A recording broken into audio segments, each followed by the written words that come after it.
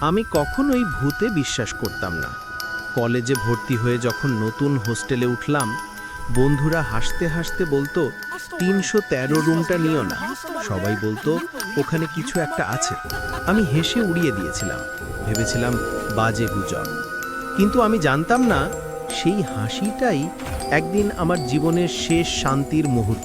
বন্ধুরা সবাই নিজের নিজের রুমে চলে গেছে, আমি তখন পড়তে বসেছি। ঘড়ির কাঁটা ১২টার একটু বেশি। হঠাৎ হাওয়াটা থেমে গেল, জানালার কাছে হালকা ঘাম জমেছে, আর তার উপর দিয়ে কেউ নখ দিয়ে কিছু আঁকছে। আমি কাছে গিয়ে দেখি সেখানে লেখা ছাড়ো।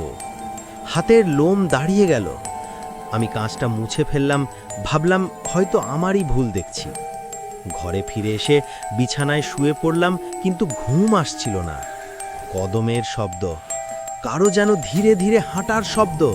আমি উঠে বসলাম, কান পেতে শুনতে লাগলাম কেউ যেন দরজার সামনে দাঁড়িয়ে আছে। আমি সাহস করে বললাম, কে? কোনো উত্তর নেই। নীরবতা আরও ঘন হতে লাগলো। হঠাৎ টেবিলের বইটা নিচে পড়ে গেল। আমি তুলতে গিয়ে দেখি নিচে একটা পুরনো হলুদ পাতা পড়ে আছে। মনে হলো কারো ডায়েরির পৃষ্ঠা। সেখানে একটাই লাইন লেখা, আমি এখান থেকে বেরোতে পারি না। আমার বুক ধক করে উঠল। হাওয়া সরস সরায়। আমি টর্চটা নিয়ে চারদিকে তাকালাম। হাওয়া নেই, তবুও পর্দাটা নিজে থেকেই নড়ছে। তখন দরজাটা নিজে থেকেই ঘর ঠান্ডা হয়ে গেল, এমন ঠান্ডা যে নিঃশ্বাস ফেললে ধোঁয়া বেরোচ্ছে মনে হচ্ছিল। আমার কানে হঠাৎ খুব কাছ থেকে একটা নিঃশ্বাসের শব্দ, ঠিক আমার পিছনে। আমি ধীরে ধীরে ঘুরে দাঁড়ালাম, কেউ নেই। তবুও মনে হচ্ছিল কেউ দাঁড়িয়ে আছে, ঠিক আলো অন্ধকারের মাঝখানে। টর্চের আলোটা হঠাৎ নিভে গেল, ফোনটাও অফ। আমি অন্ধকারে একা।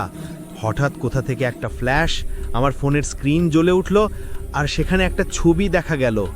আমি নিজেই দাঁড়িয়ে আছি রুম ৩১৩ দরজার সামনে, কিন্তু ছবিটা তুলেছে কে? ভয়ে আমি প্রায় কেঁপে উঠেছিলাম। ঘরটা তখন নিস্তব্ধ। হঠাৎ পেছন থেকে কারো ঠান্ডা হাত আমার কাঁধে ছোঁয়ায়।